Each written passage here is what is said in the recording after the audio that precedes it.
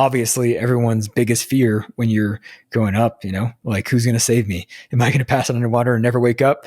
And then is it worth it if I do that? To find a person that has that kind of attitude about life is kind of what makes a PJ in general. It's just like what will be, and it's that others may live. And that's why I'm sacrificing everything that I have right now in order to be that person that is able to go and, make sure that other people are able to continue to live their life. And that amount of sacrifice, it is difficult to find and difficult to train. And that's why they're spending all this money trying to find that person that's willing to do that. What's up, everybody? Welcome back to Prepare for the Drop. Today I have Jordan on. He's been going at it for a really long time, and we're going to talk a lot about persistence and what it takes to continue this battle and why he wants to do it in the first place. So he messaged me back in 2018 for the first time. And ever since then, we've kind of been back and forth in contact, talking about where he is. And this is the first time that I've actually gotten to speak to him, not in person, but over video, And Jordan, if you don't mind just introducing yourself and tell us, where you're from and where you're at in the process. Yeah, I'm Jordan from Utah originally, but bounced around kind of a lot all over the world. My last stint, more or less, was in Hawaii for a long time, doing stuff up there. And then I had a buddy who joined the Army for SF, and he kind of inspired me to look at that route, military route.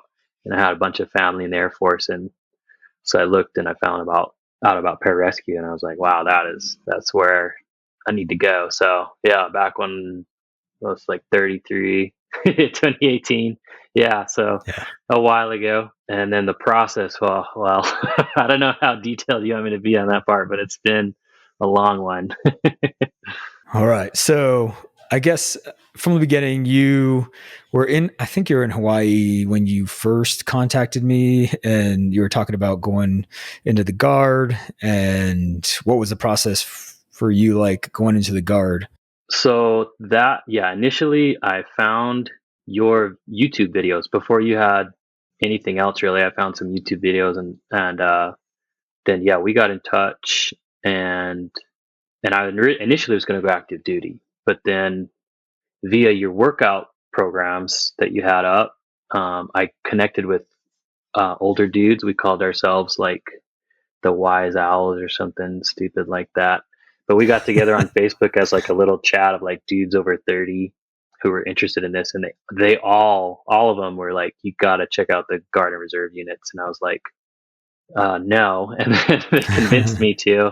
And so, I ended up, and it's honestly a selection process in and of itself, trying to find out point of contacts and like how to even get on the list for a tryout in any of those units. But I did, and I went to my first one, and didn't get hired. And then 2 years later, continued trying to keep my fitness up and everything up. 2 years later, I went to my second one and got hired at that one. Okay. Yeah. So real quick on that, not to take away from the selection process of filing paperwork and getting the right contacts, but what did you find was the thing that helped you the most as far as getting hired at one of those units? Because I mean, even me, I text around to different guys and they're like, well, this guy's a POC now. No, it's not that guy anymore. The other guy is a POC, and you kind of get passed around a little bit. And I can only imagine that it's somewhat the same for you. Actually, I have access now to a PJ group where it's on another app that we made, and there's like 1,000 guys on there. So now it's maybe a little bit easier, but what did you find the most effective to get in contact with the POC?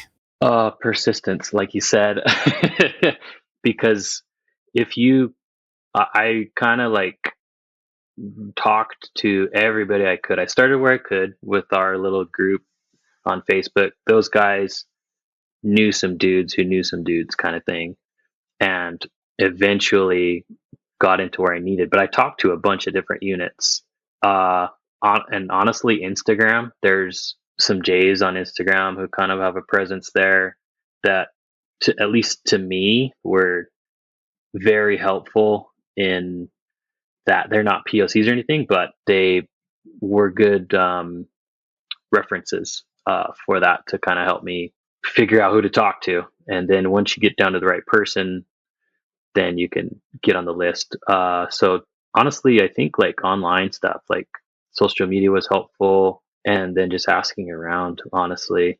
Okay. And what did you learn that made you more successful the second time around when you went to selection for that?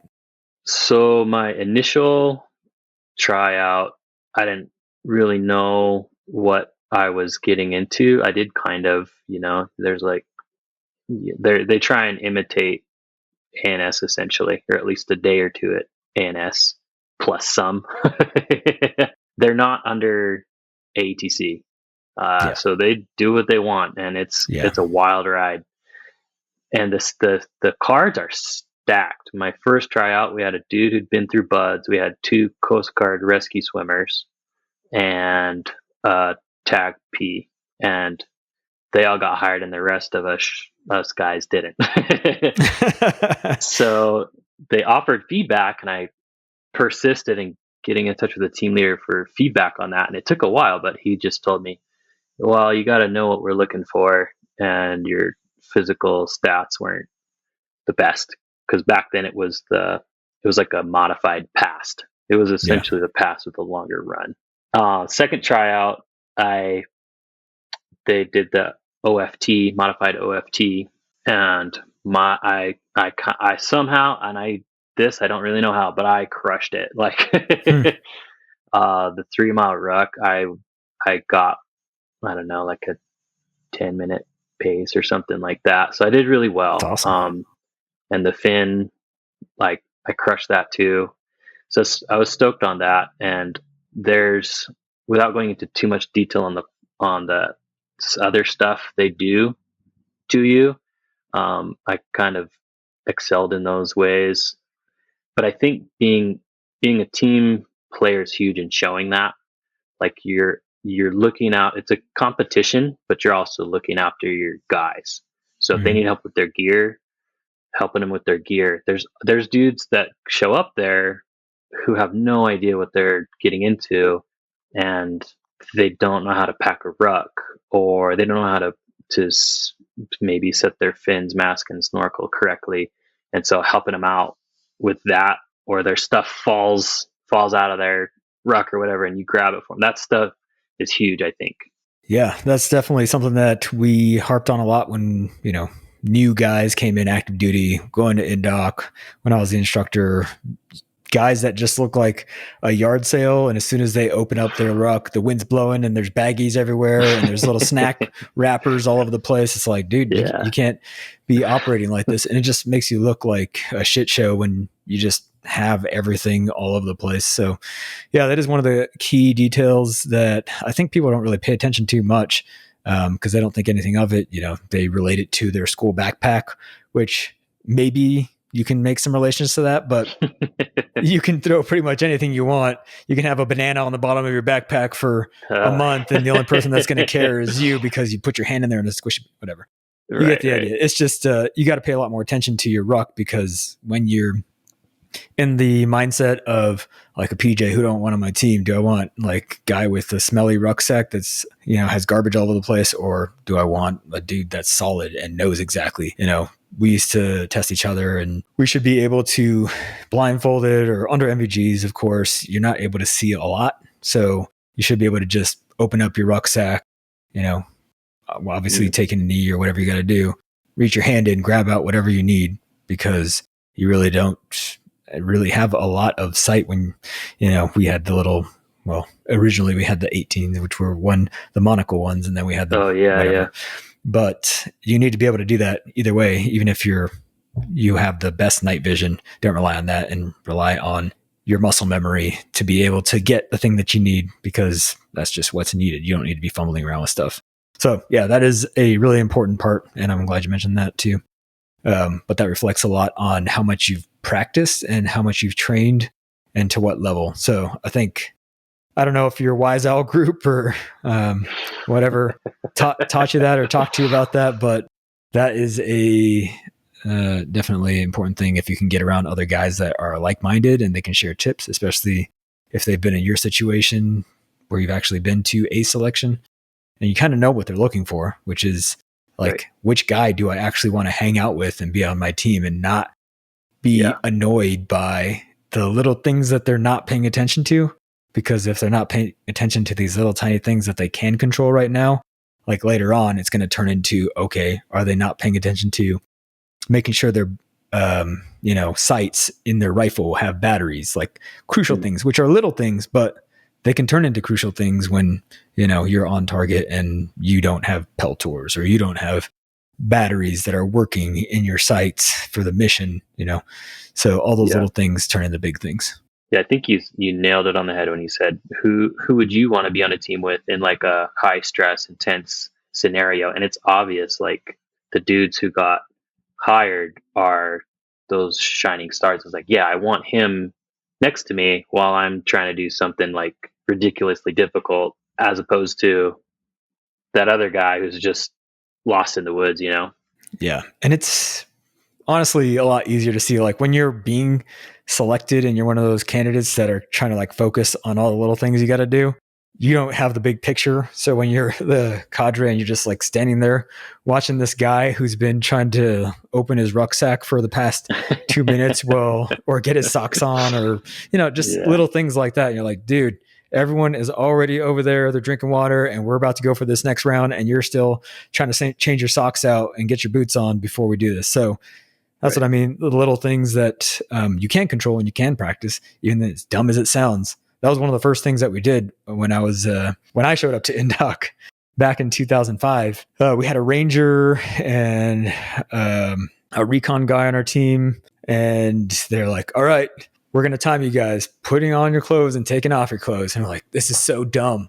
Yeah. I can't believe you're making us do this. Like, I know how to put on my clothes, but it paid off because when you have your clothes in your rucksack, you had to have them inside of a big old Ziploc, and then, take that stuff out, make it nice and neat. Cause back then we also had to have a starched uniform inside of our Ziploc, which you guys don't have to do anymore, but we had to have a nice uniform. Then we had to have a field uniform. We had to be able to change out quickly. And obviously you didn't want to mess up the wrong one, and you had to know where things were. Cause if you wore your garrison uniform and then you mess that up, then it's just your SOL, and then you show up with your field uniform to something more formal like the chow hall or whatever, and you just look like a bag of ass. So anyway, all those little things that you can practice and people don't, again, pay much attention to. So it sounds like that is kind of what you learned. And then the attitude, I don't know if you were able to keep up with the TACP and the rescue swimmer guys that you had previously worked out with, or asked them for tips like personally. But I think if you're able to do that, then that's always a good option, especially if you put in a lot of work and they feel like you're a solid teammate, and then you'd be like, hell yeah, man, this is what you sucked at. And they'll be pretty candid with you if they're former team guys for sure, which is exactly what you need to do, and take that all in. Like, all right, what can I fix? And what can I fix? Right. Asking for feedback is huge too. Like being humble enough to be like, yeah, I could use some tweaking, especially as an older guy. Like, so my first tryout was 34. My second was 36. That's how old I was. And getting help from dudes who are 10 years younger than me, that's like a humility check, but I was willing to take it because, like, hey, I don't know what they know. So, cause I went through both tryouts with guys who were in the military in one capacity or another and had excelled at least in a few areas. So yeah, they had something to teach me. So that's huge, asking for feedback. Absolutely. And being humble enough to do that. Yeah. And yeah, there's a lot of checking yourself, especially when you kind of know there's some things that I'm sure that you knew that they didn't pick up on, or maybe just being perceptive in general, because guys who are younger are less likely to have that kind of, perceptive ability about them. But there are a lot of things that they've done, like going on ruck marches and whatever, especially if they're former SEALs, TACP, and, whatever else, like they know how to do all those things in particular. And at the very least, if you've been in that situation and, now if you are to go back to selection, I'm sure that you would want to impart the knowledge on those guys that are a little bit newer. Like, all right, let's take some time out and let's, do some dress rehearsals. Let's do some, meaning like take on and off your boots, especially because that takes forever. Socks, Yeah. especially when they're wet and sweaty and you have to take care of your feet, whatever, those little things that, tripped you up whenever you first started out. So, it's good to have those guys in your corner. And just like you said, on social media, there's plenty of forums out there of guys who have done it and been there that can talk to you about whatever thing that they struggled with, because everyone has a different thing that really sucked and stuck out for them. So, yeah, yeah, totally. So I've been asking you questions, and I feel like I know you had some questions for me. So go ahead and can I just say something real quick about the tryout for guard and reserve units? Yeah, sure.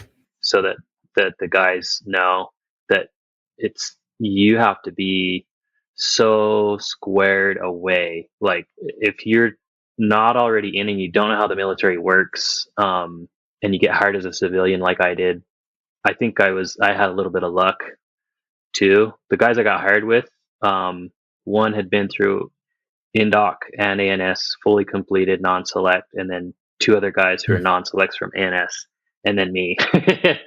And it's all about being like completely squared away with your training and with your being a teammate as well. I think that's kind of what I want to say, because it can be a huge, massive gut. They make it, in my mind, they make it harder than any couple days in ANS so that you'll, finish ANS. That's kind of how they gauge it, I think.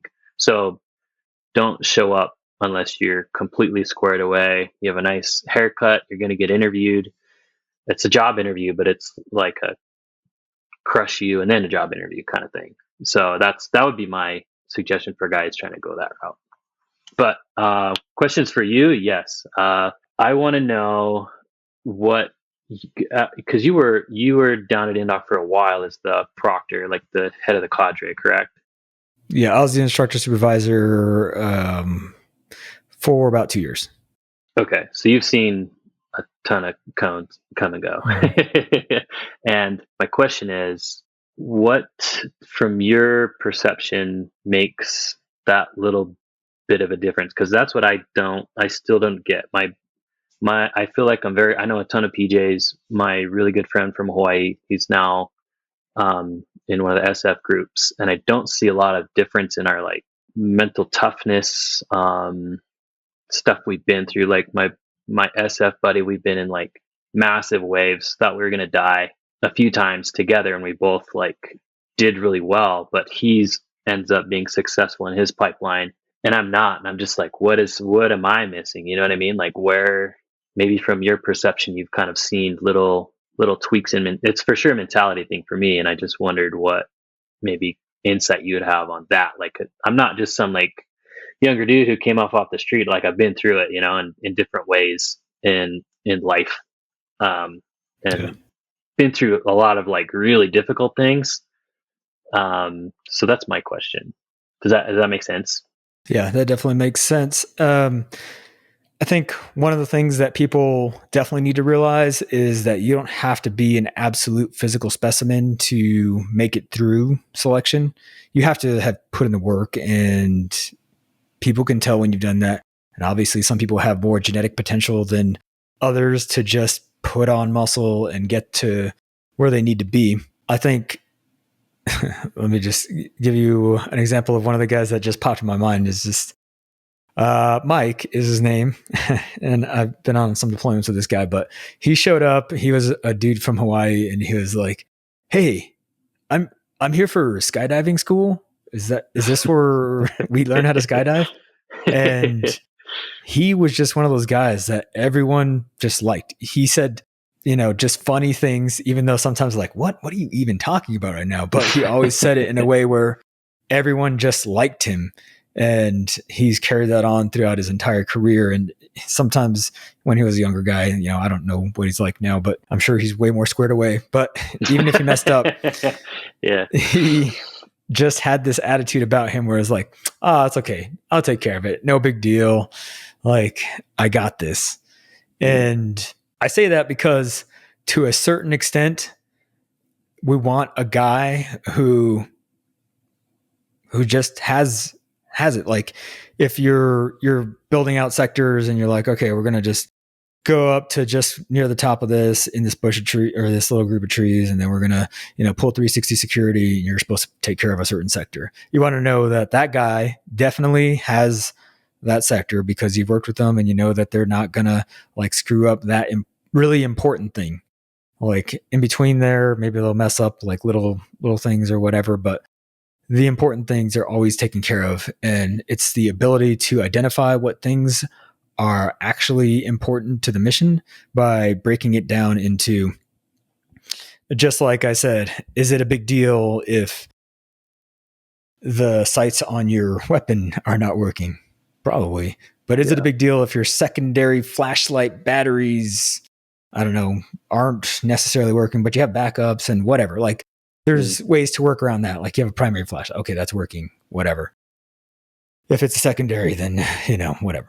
So, I mean, there's just certain things that you need to be able to prioritize and be able to tell, like, for this certain mission, these are the things that I really need to focus on and think about. And beyond that, it's the person that is willing to put forth the effort to show up for the team when they need it. Some people show up in different ways, and that depends on your personality. Like that guy that I was talking about, he showed up as a lot of times comic relief for the guys, and I'm like, okay, we need to have that kind of guy around. There were other guys who showed up, and if we needed a certain skill done, they had it on lockdown. Like, this is their thing. Like, send them in. They're going to crush it. I know for sure. Or if there's a person that we needed to like have relations with, for example, from our unit, I'm like, okay, who wants to go? We need somebody to go and be an attachment with the SEALs or be an attachment with whoever. Like, we don't want to send the knucklehead guy who's always messing up and doesn't know his gear from his ass, and he's just constantly fumbling around. We want to send the squared away guy who constantly shows up with his things ready to go. And if he doesn't show up because he's a newer guy ready to go, we tell him one time and he fixes it, and it's even better than we told him to, because he researched it. He asked all the other guys what else they're doing, and he 100% corrected that thing. So, it's a little bit of a blurry answer that I'm giving you here, but that's good information. It's, well, to a certain extent, likability, teachability goes with being able to be trained, and then attention to what needs to actually be done. Attention to detail in all aspects would be amazing, and that would be great. But it's more important to prioritize those things. Like as PJs, we triage patients, of course, and triage is a French word for to sort. all that means is like when you have, for those guys who aren't familiar with medicine or emergency stuff, all you do, you pick a patient and you have 3 or 4 in front of you, and you're like, which guy should I focus all of my energy on? Because my energy is most likely to save this person's life, and we need to get them home. I have the chance to do that. And there are some people who are too far gone in order for you to actually be able to help them. So you might not need to focus on them, even though they seem the most critical. What assets do I have available? How much time do I have to get them to a place where they can be fixed? Is it more appropriate to give my materials that I have, because I have limited resources, to this person versus another person who might not make it? So the same kind of thing has to go on in your head when you're doing any kind of event throughout selection. Like, what's an appropriate time to take a drink, eat a snack? Am I focusing on my feet, the team, the count? There's a lot of things, like, because you've been through it, all the things that you need to focus on. And what is just chatter? Like, because sometimes as an instructor, we'll just create situations because we just want to see how you react. There's nothing really that urgent because it's selection. Like, a lot of it is just to get you riled up and get you feeling something and get that adrenaline pumping to see how you react. And are you going to react by shaking and not being able to, put in the IV, not being able to just remember the count, if you're counting off on the pool, Yeah. remember where you are and remember what you're Right. supposed to be doing, because there's procedures that you'll be taught to do. So those little things that you need to do are really what differentiates the guys that I see make it and not make it. So it's just likability, trainability, and ability to triage what needs to be done and what is the most efficacious for my effort. How would you say about someone like feeling like it's okay to like make a mistake? Because I think myself and other guys get like a little worked up in like I can't drop the ball at any point, or whatever consequence will happen, like I'll just get smoked till I quit or whatever. So I think that's kind of a pitfall for me that I realized as you'd like answering that question. Yeah. So again, as a instructor, it would be easy to identify those guys that got upset at themselves for making mistakes. And you can pick at them all day, because as soon as you're like, if it was you, Jordan, what are you doing again? Why is your water bottle not full? Why are your fins messed up? Why is this and that? It really almost selects yourself as that person when people have to constantly say your name and know your name for those kind of reasons. We notice guys for good reasons too, but we're just like, oh, okay, well, that guy seems like he's doing all right. Let's focus on who we need to get rid of here, because it's a selection process. And obviously they're not doing that as much anymore. Like, you're not going to get as much feedback verbally in S anymore. So it's hard to tell. And that's why it's definitely important for you to get feedback from your team to see if you're doing a good job and what things you can improve on. Because again, just like I was talking about with the ruck scenario, your head's down, you're not able to see everything that's going on, what everyone else is doing well or not, especially when you first get there. But it's really those guys that they're just so tight. You can just pick on that string over and over again, and they're just gonna, shake and almost feels like they're going to come apart, because you just know in their mind, they're just scared out of their mind to make a mistake. And again, it comes back to knowing what mistakes are acceptable and not acceptable. So what would you consider mistakes that are not acceptable? I'm curious. Besides like flagrantly obvious stuff, like freaking out at a team member or cadre, or, getting in a fight or something, what would you consider not acceptable? Yeah. Any kind of integrity violation, of course, is one of the first things that immediately sets off all the red alarms, and people are just like, I can't trust that dude no matter what. Like, I've had some guys when we were doing buddy breathing and they're like, I didn't pop. No, I didn't do that. No. I was like, I saw you, Sergeant, whoever saw you, and this guy, or I didn't touch the wall. I didn't touch the wall at all, Sergeant. It's like, everyone saw you do that. So own up to it at the very least. Like, so those things are completely unacceptable. Throughout selection, it's kind of hard to say that one instance is unacceptable. For example, we have guys who, I don't know, something easy like mislabeling your gear. It's on your gear backwards compared to everyone else. Like, okay, hey, why is your gear jacked up? Fix it, make it look like everyone else's. If they show up again the next day and it's the same way, and it's like, dude, I told you yesterday to fix this thing.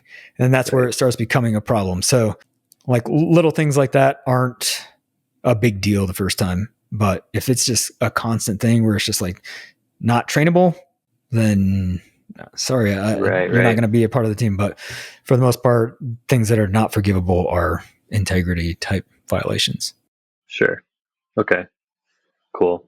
I was also wondering what you thought about, so wording on this one as well. So where I messed up, or the gap in my mentality, I know for sure, got to that point where I'm looking at whatever time frame, 2 more months of this, and every day gets more difficult, and that overwhelmed me. So my question is, what that's a mental skill, and I would guess I'd call it like chunking down a big project into smaller pieces, to put it generally speaking. So that's the skill, chunking down into pieces. And how do you train that outside of, how do you train to that level for ANS outside of ANS? Yeah, that was one of the things that we used to talk about a lot with the students. And, we just give the analogy of like, how do you eat an elephant? There's just one bite at a time. But the thing that kept me going, when I went through Indoc was 2 weeks of prep and then 10 weeks of Indoc. So it was just what you thought it was every single day. You're getting your balls smoked off, and just, you never know what's going to happen, because any day could be like the worst day, even though, we thought of the cadre as like robots, and just like, these guys are freaking machines and they're hero. Like, in my mind, they were superheroes because they did the job that I wanted to do, and they were super jacked, and I just had all the respect in the world for them. So when they said to do something, it was like, oh, okay, yes, sir. Well, yes, sergeant. And you take care of things. And it is hard to be in that state for such a long period of time. One of the things that, honestly, I think it was Major Adrian that said to us as a team, it's just that you are gonna, be going through the next 10 weeks, no matter what. You can be here on the team, or you can not be on the team and have wasted all the rest of the time that you put before this 10 weeks to get this done. So in my mind, I had committed to being there until the end, no matter what. If I passed out, I died. And I actually still have, I had one last night, nightmares about being at Indoc, and just like, all right. I was like, I was thinking about it last night, and I woke up and I was like, oh shit. Like, I was on a pool deck, and they were talking. Oh my God. They were yelling at me because I was like, why am I at Indoc again? Like, oh my gosh, we're at the pool. I'm going to have to do freaking underwaters again. And was it Black Thursday? Yeah. Yeah. Everyone was screaming. I was like, I don't know why I'm here, but I guess here we go again. I'm just going to do it. And I was fully committed. I didn't know I was there, but I was just like, all right, I'm going to do this 100%. Let's freaking do it. So, I mean, it's just, it's hard to really like put into words, but once you have convinced yourself that there is no other way, and that's part of the burn the boats mentality. It's just that no matter what, I'm going to see this whole thing through, and I'm going to be here at the end, and I'm going to do the best I can with the limited knowledge that I had when I was 20 years old going through this thing, or no, I was 19. But being a kid, I was just like, I don't know. At a certain point, you have to be stupid, honestly. Like, you just have to be so dumb that you turn off your brain. And you're just like, all right, all this chatter that I have going on in the back of my head of like, well, what about this and this other thing? Just like, okay, what do they want me to do right now? The next thing, what did he just say? What did he just tell me to do? And what else can I do right now? That's all I need to think about is that moment. Cause I remember there were a lot of times during Hell Night that I saw guys that I had thought were way stronger than me. And I really looked up to, like, in the month or whatever, 2 months that I had known them when we got in the military, and they just talked such a big game. And I saw them up on the deck, and they were blowing the horn. I was just like, what am I still doing here? Like, how am I still here if these guys, ended up quitting? And I was like, well, they just said go, so I don't have time to think about that. So stick my head underwater, start doing strokes. So it's really just, what is the next best action that I can take to get this done? And I think the hardest time for me was honestly every morning when I woke up, and we'd wake up at like 3:30, 3:45 or whatever, and I'm just like, man, I don't want to do this at all. Everything hurts, and I'm just super sore after I got like 4 hours of sleep because I had to take care of my gear. But once I put my foot on the ground, I made the promise to myself that I'm not going to quit at all during the day. Nobody can quit during the workday. And that was one of the things that we used to say to each other, was just like, nobody quits. You can quit once we're all done if you want to quit, but you don't quit during the events, because I mean, realistically, that's the time when people want to quit, is like, okay, the next underwater, they told me to go. Like, all right, go, or, quit, because that's when it hurts. But when you are around your friends and you have good teammates and you can talk to them, and maybe doubts come into your head, you're like, all right, we'll just quit tomorrow. And you just push it on day after day, hour after hour, or whatever you have to do. It's just taking that chunk. But I mean, it is hard to stay in it when you're just like, man, this is freaking, I'm tired. I don't want to do this anymore, especially as an adult. But, like I said, it's just realizing that your time is going to pass one way or another. And do you want to be at the end of 10 weeks seeing your team graduate and go onto the pipeline? Or do you want to be that guy that couldn't stick it in for that long, which is obviously, in the grand scheme of things, not that long of a time. No, not at all. I mean, yeah, it's already been over a year, and it's like, well, that flew by, it's crazy. But I do think that is like kind of a downfall of revamping things and creating prep and then turning it into Swick, because they're trying to give dudes, my thought is, they're trying to give dudes the opportunity to relax and chill. But it just, I would have done way better if I went straight into ANS. Yeah. Like, Swick is not, and I talked to, BK, I talked to BK about this a bunch before, but he was like, yeah, SEALs run Naval Special Warfare, SF runs the Army selection stuff, and pilots run the USAF's ANS. And I'm like, yeah, it's overthought, the whole setup now, and I just wasn't a fan of Swick. Some guys like love the kind of like slow build up or whatever, but in my mind, I'm like, just throw me in it. I don't need like anticipation. I don't need to sit there and brood. Like, I just need to throw in it and be like, what the hell, and then like figure my way out through it. Yeah, that was one of the things that I've talked to a lot of the instructors who are down there, is they miss a lot of the mentorship parts, which was, honestly, my favorite part of being an instructor, is that I can do whatever I wanted to with my team. Basically, like, obviously there are rules to a certain extent, but when I say whatever I wanted to, I mean, as far as mentorship, like, I can just talk to them after they're done with a long day. I'm like, yep, you guys got your ass kicked today. I know, because this is the exact thing that I was trying to teach you, or these are the things that I want you to think about when these things are happening, impart all the stories and talk about the real big why of like, this is why I'm putting you through these things. If I didn't care, I wouldn't put you through difficult situations. But the reality is that I don't want you to end up on the other side of ANS and graduated, and then not be able to do the things that you need to get done in order for you and your team to come home alive.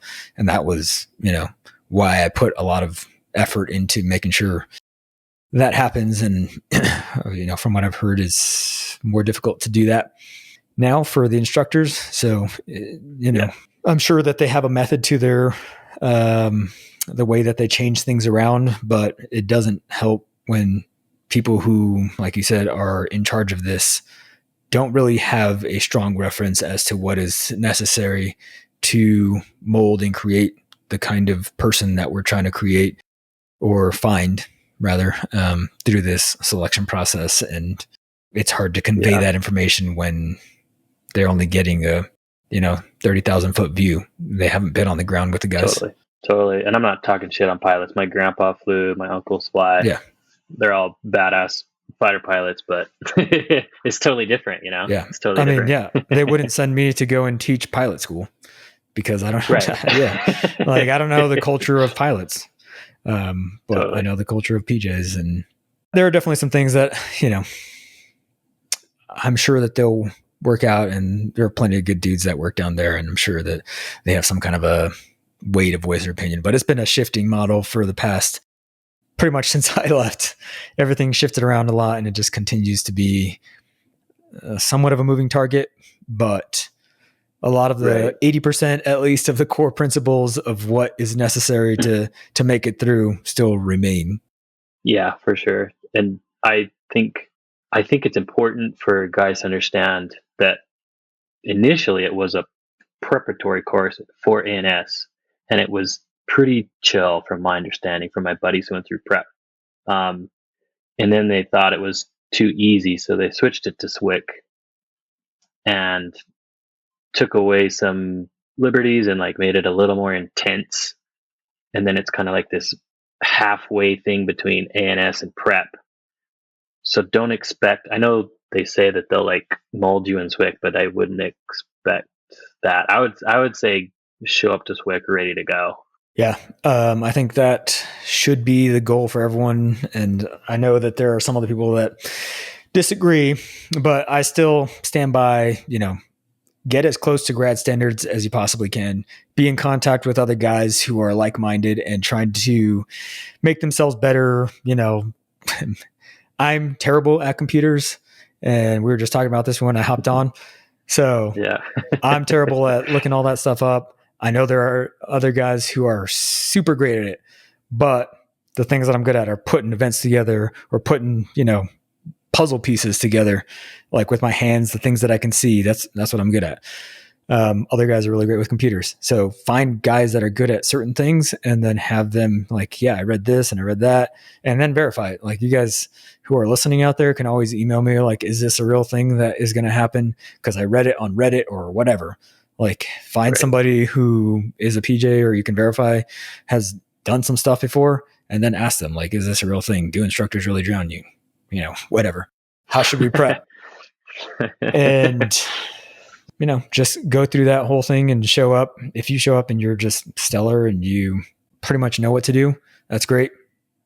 The only thing that I'll caution you on that, if you're listening out there, is don't show up and not be willing to change the things that you had been practicing. So it goes back to that teachable thing.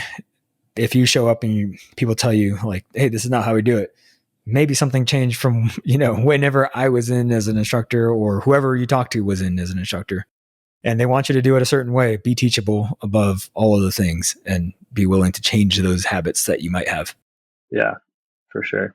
Trying to think of what else. Those are the big ones. I've also, I don't know, maybe this is good for other guys to hear. I work at gyms. I cover like the whole state for equipment here. And I was in one of my gyms and I saw this dude with like the guardian angel, which you don't see every day. So I'm like, hey man, are you PJ? And I kind of prodded him with some questions. He's like, who are you? I'm like, oh, sorry. I'm so-and-so, whatever. But he was an active duty PJ, and now he is at a Army National Guard SF unit here down south. And we're just talking about differences, the lifestyle, and he was like kind of encouraging me down that route too. It's a little different how the Army has it set up, and I talked to my buddy who's in the SF group about when I would obviously communicate a lot through him when I was in Swick and the tryouts and stuff, and he was like, man, that's such a different type of selection. This thing, the way that what the Air Force selects for, not maybe in a detailed sense, not like a general sense, like, yeah, teammate, on top of your shit in general, but like doing underwaters on like the shorter and shorter intervals and stuff. He's like, that's so vastly different from what they look for in the Army. And I was just curious what your thoughts were on that, like the Air Force standards, I guess, or like the procedures and processes of what they're selecting for compared to like other units and stuff. Yeah, the Air Force, so they've always trained PJs to be water centric, and that's why we retain the combat dive, whereas CCTs and other guys have not retained the combat dive. And a lot of it has to do with, for example, when you go to do a we call it Rams mission. It's basically you throw a rubber boat out of the back of a C-130, you jump in after it. And we used to do it at night in the middle of the ocean, waves, obviously, rain, whatever is going on.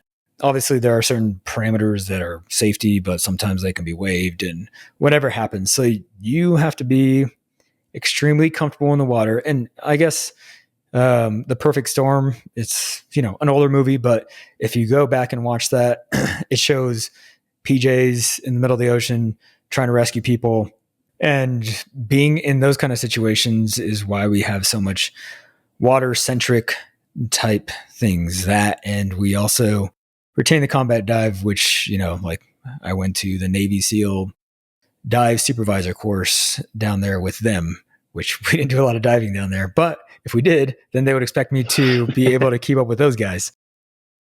So it's, kind of a tradition thing. Also, comfortability inside of water in general, because if you're you're trying to pick up a patient, obviously you don't want to be the guy that's freaking out in the middle of the ocean while you're trying to pick up someone else. So right. That's why it's important for that to happen. And I'm sure the people that are in charge of PJ selection training in general have brought up the question, why do we even keep the underwaters there in general? Why do we just get rid of them? Because no one else really does that. Like all the rest of the guys, they'll do the ditch and don processes, and they just don't do a lot of water stuff. So why do we have to do that? And, if you want to advertise pararescue men as being this person that can do anything in the water and be able to pick up people up, that's exactly why. And that's why we've had such a high attrition rate in general. I mean, it's the water. That's where people quit, is because you take away people's air and just like, all right, I'm out. And you really, I'm obviously a big proponent of keeping that, because that's where I found my resolve as a kid, when I stepped up and I saw everyone else passing out and like, this is for real. I can pass out underwater, which is obviously everyone's biggest fear when you're growing up, like, who's going to save me? Am I going to pass out underwater and never wake up? And then is it worth it if I do that?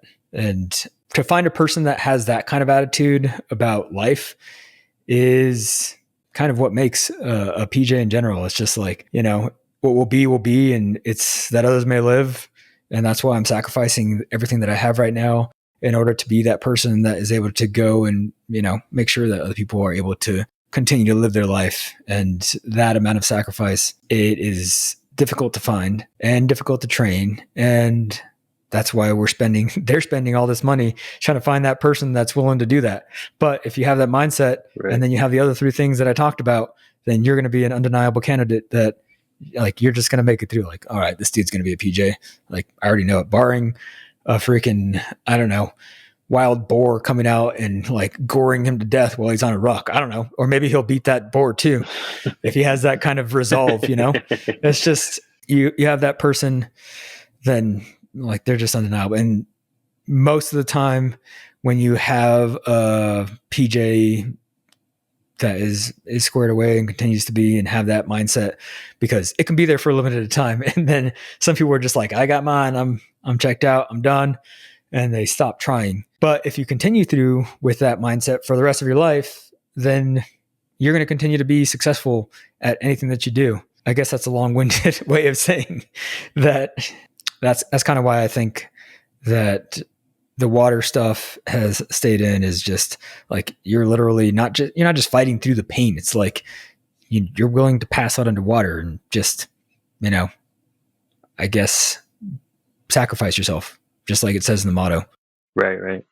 It's interesting because I like the ocean doesn't scare me. I've been in like huge, massive breaking swells, and like avid free diver, my max breath holds like 4 minutes, and I've done like underwaters on like 10-second intervals, but it's still like got to me in the course. I was like not looking forward to the pool, and we didn't ever get into anything that I considered ridiculous.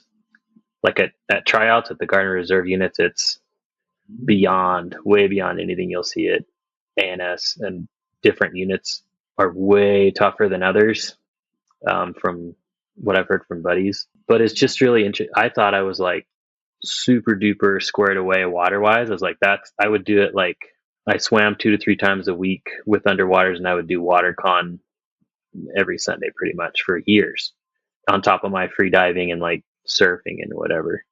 And it's still like, and I think it's just the anticipation, the anticipation is, I think, my kryptonite, because I have the skill set was there. And like when I went down and talked to the cadre when I left, they were like, "What are you doing here?" Yeah. Like we don't expect you to be here. And I was like, "Ah, you guys know who I am? That's weird." Yeah, but yeah, it was just kind of interesting. Yeah. We have, we definitely have a lot of conversations about like who looks composed, who doesn't. And there's always a round table, like, all right, go down the list, looking at the stats of who's performing on what. Like, oh yeah, that guy, I've been seeing him. He looks like he's struggling. And every once in a while there is a guy that it's just like, man, every time I see his name, like it's pretty solid. And like, he doesn't always ever seem flustered or anything, but obviously you might be on that, the side of the spectrum where you're overly analytical about certain things and trying to. Can I interject? Yeah, Sorry, real quick before you finish, because it popped in my head and it's stuck with me for years. Something you said as a joke, I think it was on a One's Ready, like forever ago. And you said, guys who score really high on the ASVAB, like don't quit during an event. They overanalyze during the downtime. And I scored really high on the ASVAB, like overanalyze. And I thought about that like for years ever since you said that. But sorry to interrupt you, but I just had to say that. No, that's pretty much what I was going to say. It's just that you start thinking about everything that is going on and just overthink things because, as you know, nothing that they're asking you to do is super complex. They're not asking you to No. solve long math equations because, I mean, I wouldn't be able to even do that. Like most of them can't do that. There are some nerds or whatever, but they're not asking you to do anything super complex, but it's just taking that chunk of all the things that they're saying to you and like, okay, what's important? And honestly, I applied that whenever I became an instructor because there was just mountains of information like, oh, read all these books and then you'll know something about Indoc. And it was like, okay, how do I run this event and that event and whatever? And as you go through each thing, you're like, okay, some of this is just like bullshit. Like it doesn't really matter. It's just in a book. But there are certain things that are really important, of course, safety wise and the way that you control the movement to make it flow and to make it seem like you know what you're doing. Even if you don't really know what you're doing, you could just improvise some of that to a certain extent.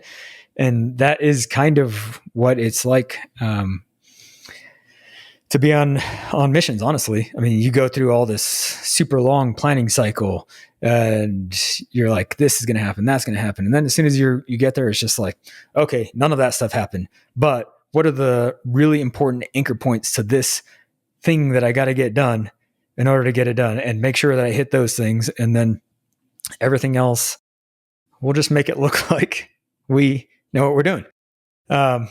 Because that's just all you can do in some situations.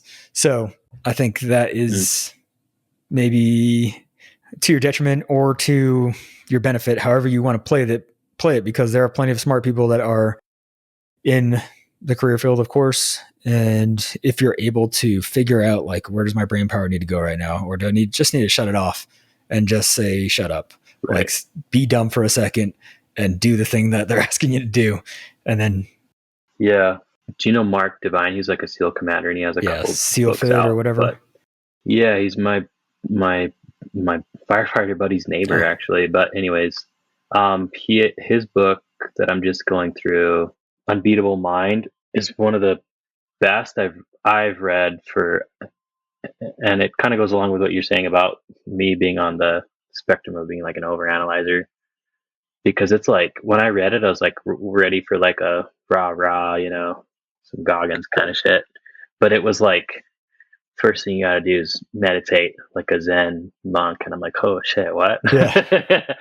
But to like quiet the mind. And I'm like, whoa. And like when I was in Hawaii, my first few years, I like lived in the jungle, ate fruit, and like just didn't wear clothes. I was like a huge hippie.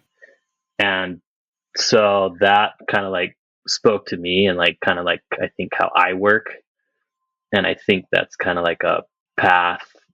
And you won't know until you like put it through the acid test, but like a path of like, hey, maybe this is like tools in your toolkit for, like you're saying, shut off your mind, be dumb for a minute, Yeah. which should really help me in a lot of scenarios. Just like stop the chatter, you know?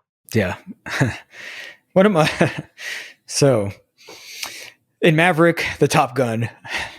So I don't watch a ton of movies, Yeah. but I watched it the other day and it was like, don't think, just do. And there's a lot of times that you got to just like, that's literally it. Like stop thinking about all the things. You really just need to, if you're doing 10 ups, do a push up, jump into the water, swim to the other side. Like that's it. Just don't pretty it up and try and make all these other things happen. Like don't bump heads with other people, make it to the other side, right, and do push-ups. Like that's pretty much it. Right. So, but that is a good thing to bring to light for a lot of guys, because we talked about going on the internet and talking about all these things that you could do to prep. And at a certain point, that's great. And it's great to analyze your plan and plan it all up, make it look pretty and perfect. But when you get there, you can use a lot of the training as just a toolbox to reach in and say, like, I can use this right now or that right now, but don't expect to be able to build the thing as you set it in your mind. It's kind of going to just be like IKEA furniture, and they're just going to expect you to just say, okay, well, next step, this thing, next step, this thing. Okay, now just put it all in. Before you know it, it'll be a couple months later and you'll be in the pipeline. Yeah, that's the crazy part. It's like, it's just, if you can, kind of like the aha I'm having is like, if you can just, for me and people like me, overanalyzers, if you can just be stupid enough, dumb enough, like just do it long enough, which isn't that long. Yeah. It'll be over before you know it, you know? Yeah.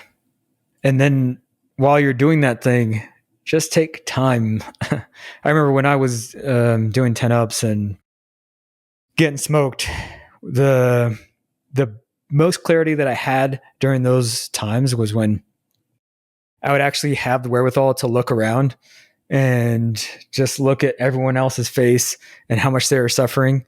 And I remember, like, I don't want to look like that. Like, I don't want to have that look on my face, like, just like you're going to puke. And like, I just don't want to look like that. So that me concentrating, like, just focus on this, one foot in front of the other. Don't think about the pain. Don't think about, whatever. Right now, my job is to duck walk from here to there. And then whatever happens after that, I don't know. Maybe I'll have to get in the water and do a 50 meter or whatever. But my job is to get from here to there. And then, I'll deal with whatever I got to deal with it after that. So. For sure. All right. So yeah, we definitely covered a lot of ground here with your past in going to the guard for 2 different selections. You got it on the second time, and having good teammates obviously was beneficial. So if you are investing your time into trying to prepare for that, get up to the standards and know what you're going to do. Like you said, know your shit and make sure that you are around guys that are going to be able to teach you those things. If you don't have any, we'll find you somebody. So email me and let me know, and we'll see who's in the area. I still have the Cone Connect, but honestly, I'm going to be changing that over, and I want to make groups around the country where guys are able to link up and make sure that they're training correctly with each other. And if you don't know the right thing to do, obviously you guys who are out there listening can always just hit me up and ask whatever question. If I don't know it, then I'll find the answer for you. So beyond that, a couple key things that we hit on was the ability to triage, the ability to persist. Obviously, you have to be able to show up and show that you have put in the work. And at the end of the day, just put one foot in front of the other and get done what you need to get done. And if you are a different person who's not an overanalyzer and you're a person that underanalyzes, you might be better off. But at a certain point, you're also going to be upgraded to, a team leader responsibility. So if you are that person that, it's too easy to take it one step at a time, then start lifting your head up a little bit more and start seeing what's going on with the rest of the guys. Because before you know it, a couple of years are going to pass by and you're going to be the team leader and you're going to be in charge of everything else that's going on. So, really important points. And I think that you hit on a lot of great things for guys to learn from. And I look forward to hearing of your future success and everything that goes. Yeah. How many months out are you? So I think my understanding, I still don't have exact answers, but my understanding is it could be a year. But to be 100% honest, I'm still considering that guard SF unit down south here. So we'll see. I'm kind of playing. I have to get some more facts. I definitely have to gather a bunch of more facts on both sides. But for pararescue, probably a year at least. All right. Well, it's been a long journey, and I'm sure that you'll figure out one way or the other, whatever thing that you want to do, and you're persistent. You keep up at that one thing and dive deep, like you've experienced it in the past. So the only thing that I would ask of you is that you keep paying it forward and helping out those other guys who are in the position where you were back, when you first started this journey. And now that you have the knowledge and experience, It's just, help out the team and continue to do what you do. And I'm sure you'll be awesome.